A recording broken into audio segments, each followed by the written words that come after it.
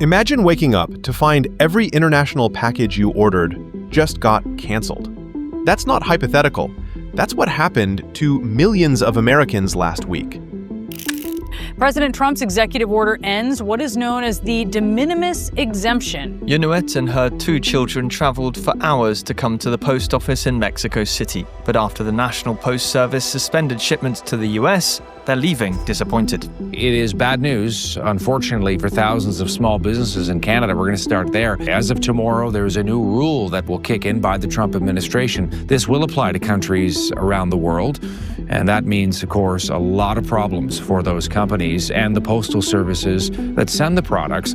Canadian companies bracing for the impact on their bottom line. August 29th, 2025. Midnight. Customs enforcement officers at JFK International watch their screens light up with alerts. The de minimis exemption. Dead. In postal sorting facilities from Tokyo to Frankfurt, workers step back from conveyor belts carrying US-bound packages. The machines keep running, but the packages stop moving. 150 years of uninterrupted international mail service ends, not with war or natural disaster, but with a 14-day notice and a presidential signature. Over 30 countries – Germany, France, Japan, Australia, India, Mexico – suspended all postal shipments to America within 72 hours. Not reduced, not delayed, suspended. 4 million packages that would have arrived today sit in warehouses from Seoul to Stockholm, their tracking numbers frozen in digital purgatory. Ben Jay, a New York graphic designer, refreshes his tracking page for the 8th time. His rare Japanese vinyl recording from a German store shows one word: canceled. No explanation, no refund timeline, just economic execution via email notification. But here's where it gets worse. This wasn't some foreign conspiracy or retaliatory trade war. America did this to itself through Executive Order 14324. Eliminating the de minimis exemption that allowed packages under $800 to enter duty-free. The justification sounded noble: stop fentanyl trafficking, protect domestic manufacturing, collect lost tariff revenue. The reality? Economic suicide disguised as sovereignty. Picture the scene in Germany's Deutsche Post headquarters, August 22nd. Emergency meeting, 3 a.m. local time. Executives stare at technical requirements released by US Customs just 7 days earlier. The new system demands commercial-grade compliance protocols that postal services, operating under 150-year-old international agreements, simply don't possess. The Universal Postal Convention, signed in 1874 and surviving 2 world wars, crumbles against American bureaucracy. The decision takes minutes. Suspend all US shipments immediately. DHL follows within hours. Then France, then Italy. Dominoes falling at the speed of email. What makes this catastrophic? Postal services operate through government-to-government agreements, where duties get collected from recipients upon delivery. Simple, functional, time-tested. The new U.S. requirements demand transportation carriers collect and remit duties directly to U.S. Customs, using systems that would take months to implement. Trump signed the order July 30th. Detailed guidance arrived August 15th. Implementation date, August 29th. 14 days to restructure the entire global postal system. The arrogance staggers even seasoned trade experts. Starting today, Americans are no longer able to import cheap foreign goods tariff-free. Goods that arrive in the United States under the de minimis exemption tend to be clothing or something like leather, but it tends to be more on the footwear and apparel side. The products that now arrive that would have been duty-free are now subject to the tariffs that have increased under the Trump administration, so prices will increase for those products. So consumers should expect a delay in receiving small dollar items. How do sellers, how do producers, how do they respond to this? Or is everyone just going to raise prices, or could you see them actually moving production to the U.S.? I think that eliminating the de minimis exemption on its own will not do much to reshore production of various products. And if it did, it would certainly raise the cost. Those costs will be borne by way of higher prices for American consumers. Meanwhile, small businesses watch their livelihoods evaporate in real time. Amazon FBA sellers discover their $1,000 Chinese inventory now costs $2,720 landed, before freight and fulfillment fees. An Etsy seller specializing in Korean cosmetics posts her final message. After 8 years, we're closing. A $30 face cream now costs customers $65 with duties and shipping. Nobody's buying at those prices. Her story multiplies across thousands of small importers who built businesses on the assumption that international mail would continue functioning as it had since the Victorian era. Giants adapt with terrifying efficiency, while everyone else drowns. Shein and Temu, responsible for 30% of all de minimis shipments, pivot to bulk imports with U.S. warehouse fulfillment. They'll survive, thrive even, as competitors collapse. The policy meant to level playing fields instead creates monopolistic advantages for corporations with infrastructure budgets exceeding some nations' GDPs. Mom-and-pop importers face extinction, while Amazon strengthens its stranglehold. Consider the consumer impact. That $12 children's swimsuit from Temu that shipped free? Now $31 after duties and shipping. British yarn that cost $50? Try $89. Japanese electronics marked up 45%. European collectibles essentially unavailable as sellers refuse American customers entirely. Social media fills with screenshots of canceled orders, each one representing not just inconvenience, but the systematic destruction of global consumer choice. Here's the stunning revelation. Congress already passed legislation making this permanent. The One Big Beautiful Bill Act mandates de minimis elimination by July 2027. Trump just accelerated the timeline using emergency powers, linking package imports to fentanyl trafficking, despite zero evidence that eliminating duty-free shipping reduces drug flow. Dealers don't mail fentanyl through postal services with tracking numbers. They use sophisticated smuggling operations that bypass customs entirely. The policy targets symptoms while ignoring causes, like treating cancer with makeup. We still have some unclarities due to the executive order coming from the US and regarding the postal shipment of goods from one country into the US.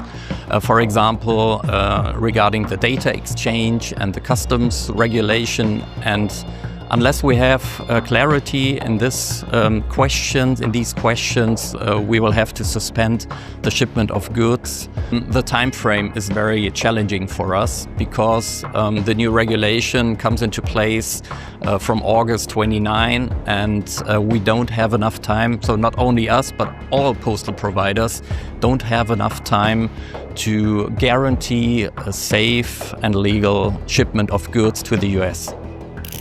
Why would sovereign nations restructure their postal systems because America changed its mind about a policy that functioned since 1938? The Universal Postal Union, which survived the collapse of empires and formation of the EU, sends desperate diplomatic letters to Washington. Their language, diplomatically neutered but privately panicked, reveals the magnitude of this crisis. Significant challenges translates to complete system failure. Technical difficulties means impossibility. The UPU lacks enforcement power, relegated to watching a system built over centuries crumble in weeks. Canada figured out a workaround, partnering with Zonos, a third-party processor, to maintain service continuity. The cost? An extra $14 per package beyond duties. The UK's Royal Mail implemented a compliance system in 48 hours through sheer determination and technical expertise. But most countries lack resources or motivation to accommodate American demands. Can you comprehend the historical weight of this moment?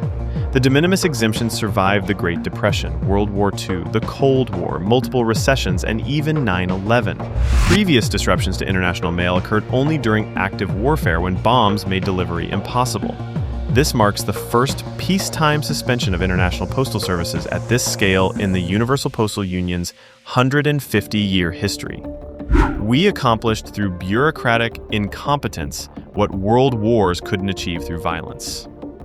Wall Street noticed immediately. Etsy's stock crashed 8.4% within hours of the announcement. eBay dropped 6%. But the real carnage appears in quarterly earnings as international revenue evaporates. Trucking companies report 15% revenue drops from reduced port activity. Regional airports designed around international cargo face budget crises as package volumes plummet. Economic devastation ripples through supply chains like a slow-motion tsunami, each wave revealing new vulnerabilities in systems we assumed were permanent. Where's the government response? CBP Commissioner Rodney Scott declares the agency ready to enforce while businesses drown in confusion. Senior officials dismiss the suspensions as other countries' business decision, as if America holds no responsibility for creating impossible requirements with impossible timelines. The administration celebrates protecting domestic manufacturing while manufacturers can't get components previously shipped via international mail. The contradiction would be comedic if the consequences weren't catastrophic. A lot of Canadian businesses are about to feel even more squeezed by the Trump administration's latest trade move. As of today, the U.S. dropping the de minimis exemption. In small businesses across the country, there is an unfortunate new reality. I know that I'm going to see a decline in sales to the States. Cal Green's Ottawa-based streetwear brand Raised by Wolves is no exception. So we've produced the apparel, they've done the shoes, and then we're... At least a quarter of his business comes through direct sale to American consumers or wholesalers. His product no longer exempt from duties when shipped south of the border, forcing him to make a difficult decision. The duties, the tariffs, the brokerage fees, and the shipping is going to be included in the price for U.S. customers to be transparent. That's really all I can do at this point. As a small business, I can't afford to eat those costs. Do the replacement economics even work? Canadian seasonal residents who received packages at Florida addresses, gone. International students ordering from home, blocked. Immigrants maintaining connections to their birth countries through small shipments, severed. Each represents not just lost revenue, but broken human connections that transcend commercial transactions. The National Bureau of Economic Research estimates $10.9 billion in annual consumer costs, averaging $136 per family. But that assumes families can still buy what they want. When products become completely unavailable, the loss transcends price. International competitors smell blood in the water. Portugal launches sophisticated campaigns targeting alienated American consumers. Mexico streamlines customs processes to capture displaced Pacific trade. The European Union considers reciprocal measures that would isolate America further from global commerce. Every restriction creates opportunities for nations willing to embrace, rather than reject, international trade. The America First policy achieves America alone reality. How long until resolution? Technical solutions requiring 12 to 24 months of development. Third-party processors adding permanent cost layers to every transaction. Trust, once shattered through unilateral action, requiring years to rebuild, if ever. The bipartisan support ensuring no political reversal regardless of economic damage. We're watching the controlled demolition of globalized commerce, each explosion carefully triggered by American hands holding American detonators. Zoom out further and witness the true horror. This represents more than packages or postal services. It's the beginning of economic balkanization, where political ideology trumps commercial logic. Today it's packages. Tomorrow it's data flows, financial transactions, human movement. Infrastructure of global cooperation, built through centuries of careful negotiation, crumbles because one nation decided its internal politics mattered more than international agreements. The packages aren't coming back. Not next month, not next year, maybe not ever. while politicians declare victory over fentanyl that still flows through our borders, while manufacturers celebrate protection from competition that was never real. Millions of Americans refresh tracking pages that will never update. Dead pixels on screens displaying dead dreams of global connection. Other nations watch this self-immolation and take notes. Not about trade policy or customs enforcement, about American reliability. The country that created the global postal system just burned it down for a headline. Every future international agreement now carries an asterisk, subject to sudden American political theater. Starting today, if you're looking to buy a watch from Germany, a pair of shoes from Italy, or a pair of yoga leggings from Vietnam, you might have to pay a bit more. The larger companies, they have more resources like customs brokers, access to logistics consultants, and they would be able to navigate this change quite easily. It's the smaller businesses that might have a harder time. They're saying that the tariffs are way too high, they do not wish to pass on the cost to their customers, and they would rather stop shipping to US customers. Somewhere tonight, a grandmother in Ohio won't receive handmade lace from her birthplace in Poland. A student in Texas can't get textbooks from their university in Seoul. A small business in Portland closes because their Italian supplier won't risk shipping to America anymore. These aren't statistics. They're severances. Millions of tiny threads connecting Americans to the world, cut simultaneously by our own hand. The de minimis disaster is just the opening act. When packages become weapons in political warfare, everything becomes a potential target. Today, it's your Japanese electronics. Tomorrow, it's your European medicines. Next year, it's your ability to move money, data, or yourself across borders. We didn't just break the postal system, we broke the assumption that America wants to remain connected to the world. The packages stopped. The world noticed. The isolation has only just begun.